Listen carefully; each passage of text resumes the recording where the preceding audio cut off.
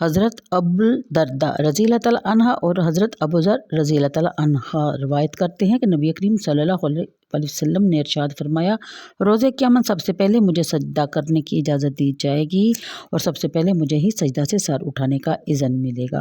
میں آگے پیچھے دائیں بائیں دیکھوں گا اور ساری امتوں میں سے اپنی امت کو پہچان لوں گا۔ ایک آدمی نے عرض کیا، اے اللہ کے نبی، امتوں کے اس ہجوم میں اپنی امت کو کیسے پہچانیں گے؟ آپ صلی اللہ علیہ وسلم نے ارشاد فرمایا، میں ان کو پہچان لوں گا، ان کے ہاتھ اور پاؤں وضو کے اثر سے چمک رہے ہوں گے، یہ چیز کسی دوسری امت میں نہیں پائی جاتی۔ میں انہیں پہچان لوں گا کیونکہ ان کے نامۂ مال ان کے دائیں ہاتھ میں ہوں گے۔